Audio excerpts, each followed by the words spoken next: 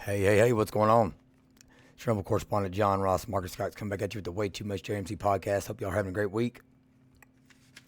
Today is going to be a little bit different of a show than what I have typically done because typically I do a bunch of research and try to have my thoughts in line and my T's dotted and I's crossed before I do a show. This is going to be more of a response video and just like a raw thoughts video here. And this is in regards to a situation I was made aware of probably, I guess, I don't know, three weeks ago, something like that. And I was contacted by a friend of mine that wanted to make sure I was aware that I was at the top of the list of those being accused of being the perpetrator or the person bringing these allegations to light, bringing these claims into the public sphere. But once I did some research on what the information was and got some people to share stuff with me so I could see what it was I was being accused of, I just felt like I didn't want to be the person to be the first one to talk about it in public or any of that stuff because honestly, it's really not my style. So for those of you that are still with me, this is basically in regards to a mailer that has been going out. At the time, I wasn't sure if it was an email or a snail mail mailer that was going around of someone that was sending around. Originally, it was a URL on one piece of paper, then like a little typed out paragraph on another piece of paper, and then the printout of a little page of a magazine from Iowa, in which one of our state legislators had supposedly, I don't know if you'd say came out of the closet or whatever, but had outed themselves as being a trans woman. Now, I'm still even hesitant right now to say names and all that, so I'm not going to use their name specifically, and I'm not going to show any screenshots or any of the tweets or anything like that could identify the person I'm talking about, because the overall theme of what I'm about to discuss isn't even really the name and the individual isn't even relevant. And so, just to address a few things first. First of all, does the information appear to be true that was sent around? Yes. It appears that everything that was sent out, all the allegations that were made, other than the questions that were posed on one of the pieces of paper that was mailed around, that was asking some key facts that the person didn't know, but the allegations appear to be factual.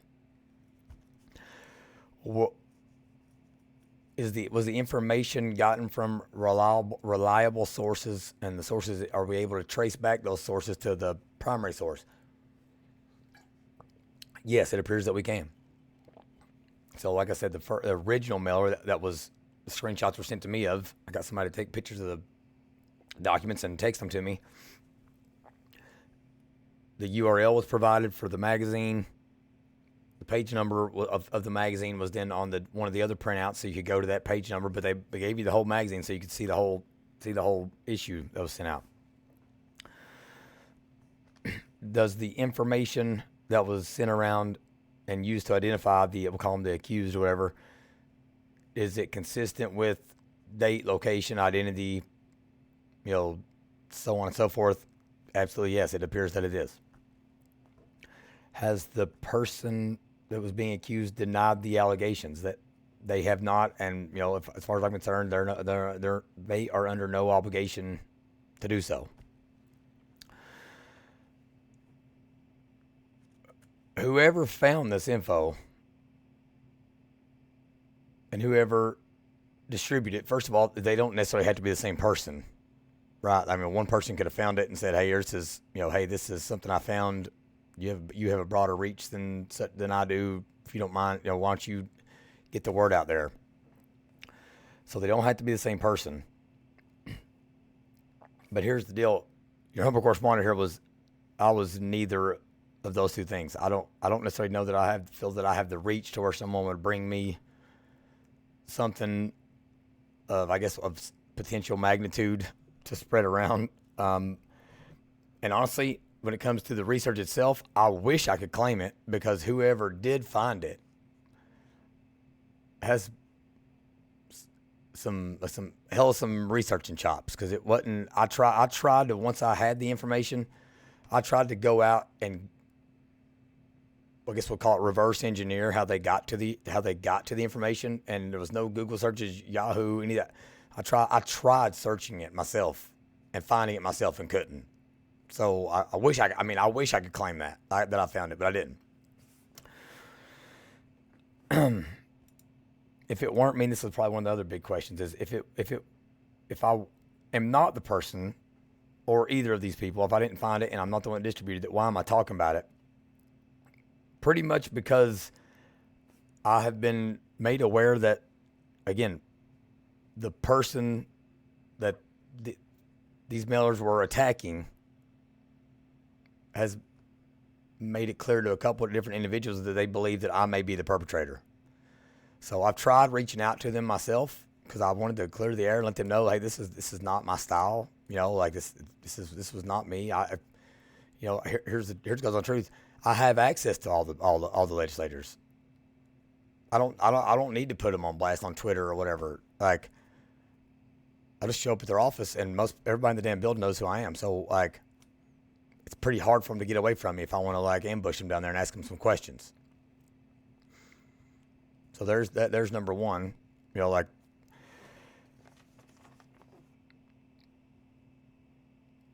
so that's why I'm talking about it. All right, but I'm also talking about it because I want to kind of talk about why it wasn't me. So I just kind of talked about this and go, it's not my style. I know all y'all, so why would I do it? Another big thing is I want to continue being active and successfully advocating for issues that I care about, like on the ground, in the trenches, in Frankfurt, and in the legislative process. I would not be able to continue doing that if I get the reputation for throwing grenades at sons of bitches. You know what I'm saying? Like, even the people that are my allies down there would have to then put up a wall and worry about what I would do if they didn't do what I asked them to do. Another big reason I'm not the person, especially, that mailed this stuff out, because on the tweet I'm looking at here, the return address on the envelope is the Jefferson County Republican Party's office address, and using a false return address like that is a felony. It's a felony offense. So the information that was provided and being disseminated was not bombshell enough to risk losing my freedom to be able to spend the rest of my life with my 4 beautiful children and my wonderful, beautiful wife. It just wouldn't have been worth it. Okay, so now that we're past that, what are the allegations that I'm talking about? Again, somebody is sending around some information saying that one of our legislators here in the state of Kentucky identified themselves as a trans woman years and years. Actually, it was over a decade ago, and they did so in a public manner in a magazine while they were in college. Not around here. Again, the purpose of what I'm about to talk about has nothing to do with the individual themselves. I hope they are listening to this, and I hope they will hear what I'm saying and be able to tell that I'm being authentic and genuine. I'm saying that I'm not the one that did this. And so these next things I'm about to talk about, I think, if hopefully this person is still listening, will kind of shed some light on where I'm coming from when I'm talking about these issues, and when I'm lobbying for, lack of a better word, legislation in relation to these issues. So some of the questions that were posed on this is, if this person was claiming they were a woman and said they would become a woman if they could, they ask, why didn't they? So they're clearly not a woman. So I think some questions should be asked. Does he still think he's trans, or did he change his mind? Was he confused or needing attention? Does he use the women's bathroom with his female colleagues in the House? Do the other Democrats in Frankfurt think he's a woman? It says could be a good conversation at Fancy Farm. So this is obviously a political attack, and so I do think several of these questions are relevant,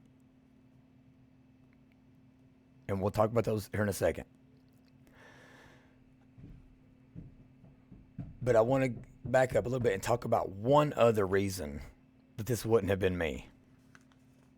Because when it comes to these trans issues and everything, and the bills that I'm pushing for to pass, I'm not doing it against another individual or in spite of another individual, nor do I envy the position and the mindset and the mental state that any of these individuals find themselves in.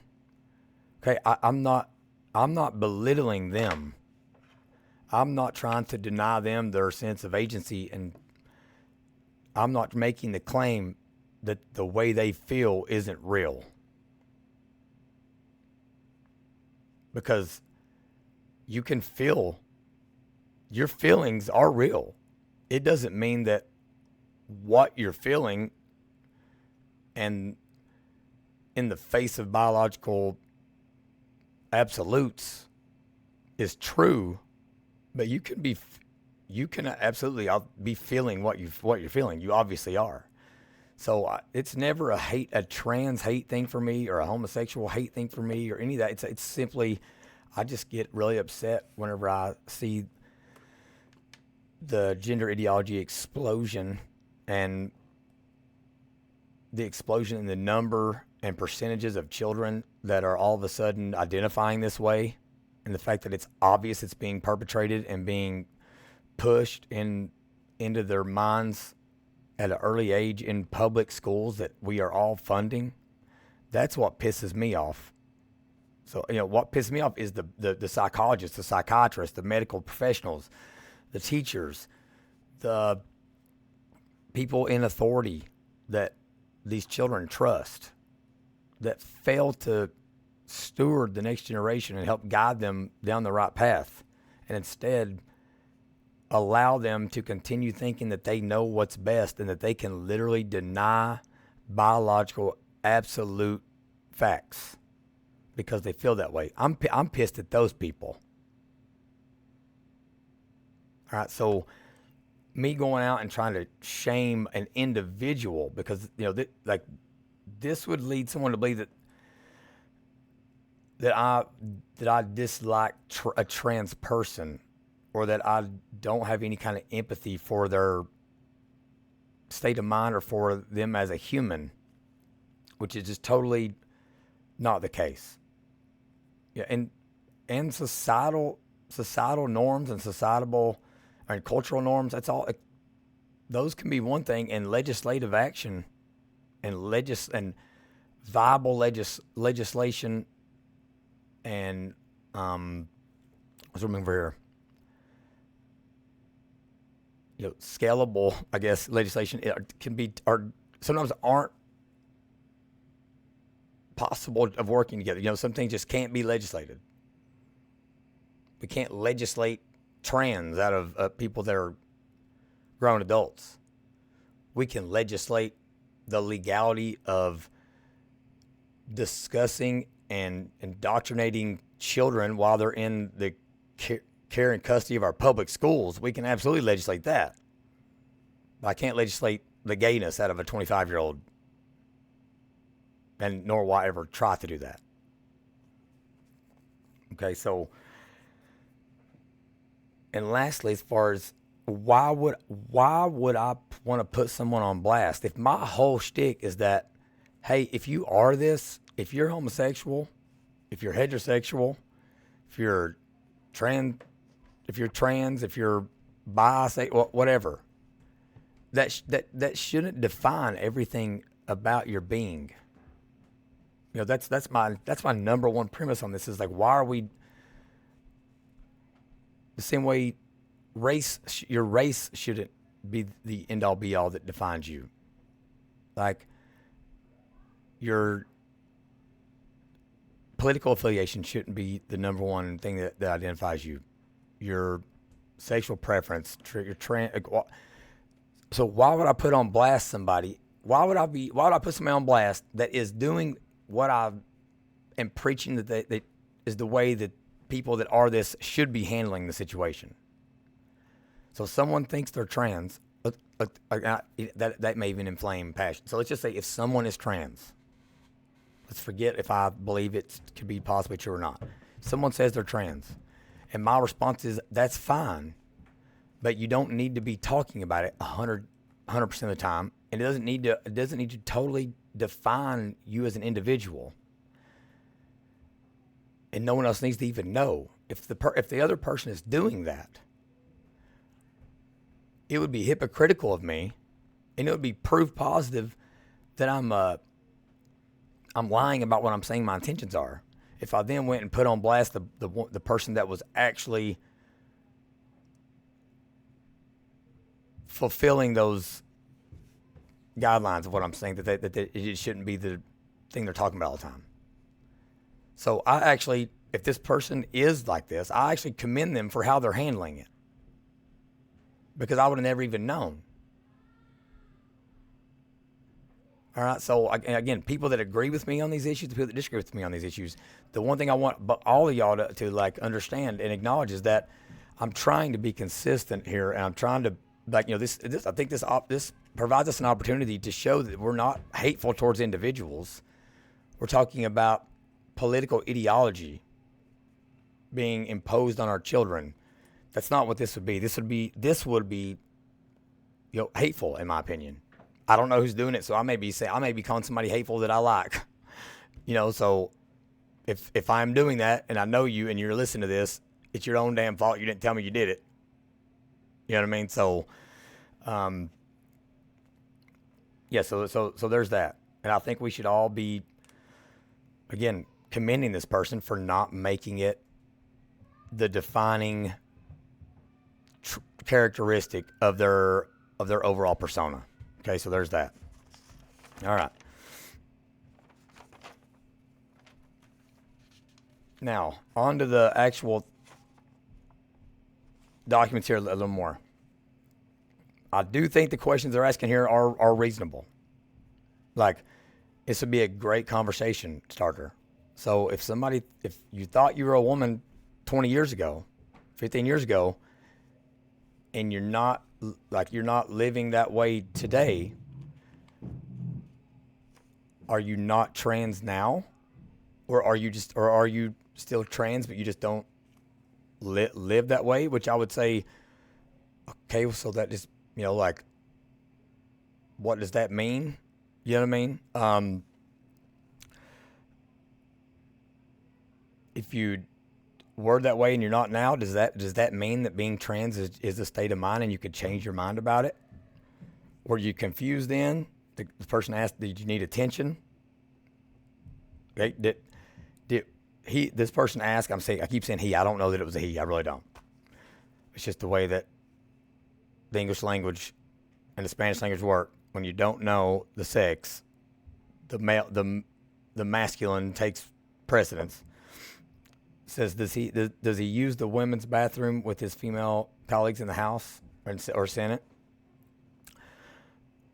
More than that, my one question would be, at any point in time in the past, did you use the girls' restroom and then went back to using the male restroom again? Because that's one of the things that I'm arguing, saying it isn't right. You don't get to do that. It says, do other people in their party think they're a woman? I don't really think. No, I don't know if that one's relevant. My main point for what I'm saying here and addressing these questions is this: since someone has brought it to light, and it obviously appears that it doesn't just appear. It did happen. The person did make the statement, and it is documented in a print magazine for the world to see.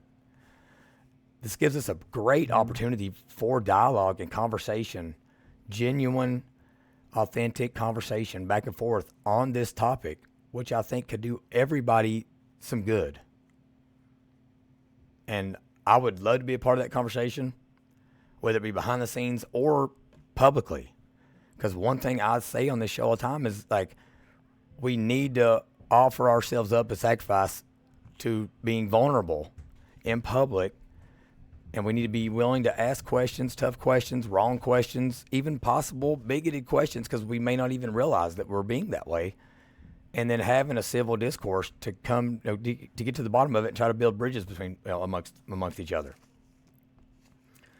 So that's an open invitation to the person that this is accusing here. And again, I just want you to know, there's no judgment coming from me on this. I don't judge any of the people that say they are trans or that claim to be trans or that are homosexual or I don't judge any of those people. It's not my place, nor is it your place. If you're not those things, but you agree with things I'm always saying, it's not your place to judge them either. So it's an open invitation. I'd love to have a conversation on air, on TV, on the radio, in private, over coffee, whatever.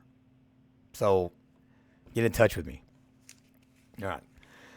Lastly, this is just a little behind the scenes thing. So whenever I was made aware of this a couple weeks ago, I was like, oh, damn, that's a pretty serious thing for me to be getting accused of. I don't want to get blackballed. So I had somebody send me, takes a picture of their phone of the documents they'd received in the mail, and they sent them to me.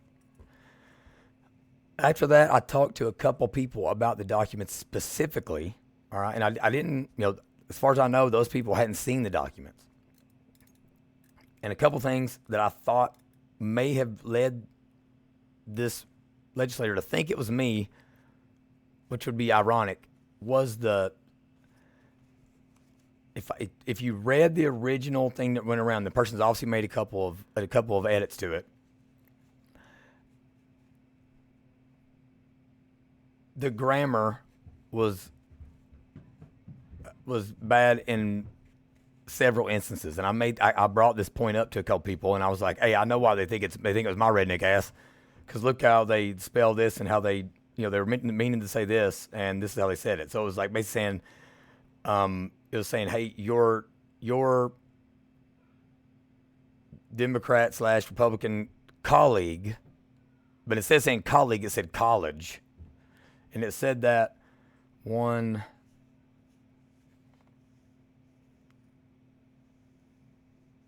It said two different times in the paragraph. Instead of saying colleague, it said college. And I was like, he thinks it's my redneck ass because he thinks that I'm so country. I would have terrible grammar and wouldn't know how to enunciate whenever I'm typing. Which again, that's just probably just insecurity on my part. But that's my first thought. But I do find it interesting that after I had this conversation with a couple of people, and this may be another coincidence, the second round of mailings that went around, because there was obviously two of them, because I'm sitting here looking at the picture that guy got sent to me that I emailed to myself and printed off, and I'm looking at the screenshot on Twitter right now of the second round that went out, and guess which two references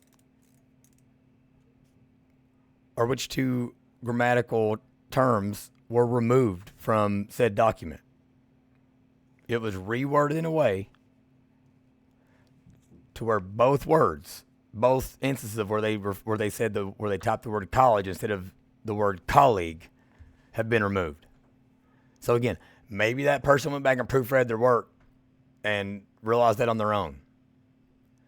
The other possibility is this wasn't going around. The other possibility, and what I think is more likely, is either one of those people I talked to, or or the person that did it talked to one of the few people I talked to, and they made them aware of the grammatical errors that I brought up, and they've went in and revised the little 8-line deal, and resent it out. So I do feel pretty confident that I'm closely connected with whoever this person was, this violator, whatever you want to call it, whatever you want to call him was. I do think that, and I do think that there probably is They probably did see it as a way to maybe target me and get me out of the scenario, because they expected there to be a much harsher response to this information, and they thought maybe it would get me out of the building or whatever. I think what they probably discounted was most people don't. I think a lot of people don't believe me when I say I know all these legislators, and they think I'm full of shit, and didn't think as soon as this went out somebody wouldn't call me. I mean, literally the morning the people started receiving it, I was getting phone calls alerting me that it went out. Now I know it wasn't just legislators that got the mail. It also went out to several civilians. It looks like when I'm looking at this Twitter post in the comment section, and I did not receive them. Okay, but it's also alarming to me that they used the Republican Party of Jefferson County as the return address, because that's the only county party that anybody could ever try to claim that I have any affiliation with. And so, and it also seems like in the last few weeks, my connection to them and our free flow of information has kind of ceased, even more so than usual. And so that leads me to believe maybe they think it was me too. But again, it wasn't. And I think my reputation and my actions all speak for themselves in Frankfort. They all know I do not expect them to ever tell anybody that they even know me. I do not expect them to come to my defense or stand up for me or anything for that matter. I do think it's a respectful thing to do. If you don't want to claim somebody is just if somebody brings it up, just to not speak on the matter or act neutral or whatever. Claim you don't know me, that's fine. But they all know I'm not going to get mad. I don't expect them to do that. I actually like the fact that people think I'm full of shit and assume I don't really know all them. It's funny to me, because then I know when push comes to shove, if that person tries to do some stuff, I'm going to find out about it, and I may even be sitting in the room when they're doing their little shady somethings and sending emails and making calls. It made me on speakerphone for me to hear it. I think it's funny. I like that. Okay, so I don't know who it was. I wish they would identify themselves. They obviously can't now, because they have literally committed felonies at this point.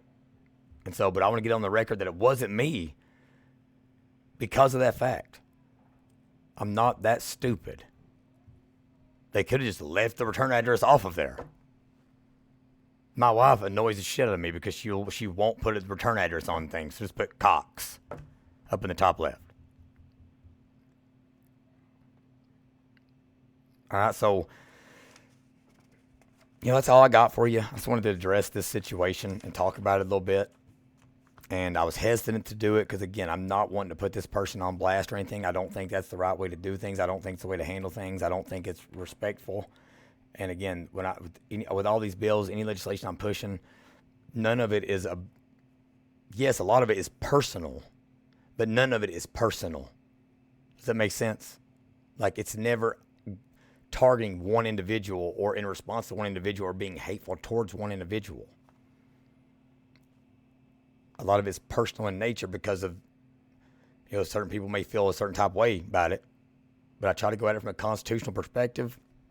Try to have empathy and show mercy and grace and understanding and, live by the golden rule, all that stuff. So, again, I wish the person would name themselves. They're not going to be able to, because they'll potentially go to prison, because especially if they sent anything over state lines. But it wasn't me, and I really do hope the person that was being targeted in this and being put on blast for them being trans, whatever. I really do sincerely hope that they reach out to me. Like I said, I'm not going to make it public or anything. I've tried to email them and reach out to them already before I even did the show. But reach out to me. Let's have a conversation. And I'd love to try to figure out who this is, because I could also see this being someone from the establishment Republican, like from old school big R Republican mindset, because I do think there are people in the party that do fight the culture wars because they don't like trans people. I just think that when people are from the outside looking in, the people that get labeled as hateful are the people that are vocal about their opposition to trans ideology and indoctrination in schools and all that. But most of us have a pretty sound constitutional approach and way of thinking about it. And the people that don't talk about it and just kind of mumble behind the scenes or whatever don't have good intentions, and they dislike me as much as they dislike the trans people. So we need to root them people out, right? So feel free to reach out to me. We can have a conversation publicly, privately, off the record, on the record, whatever. I have a massive amount of respect for anybody and everybody that decides to serve in public elected office. And so that's all I got. Appreciate all you got for listening. This is way too much. Have a great rest of your day.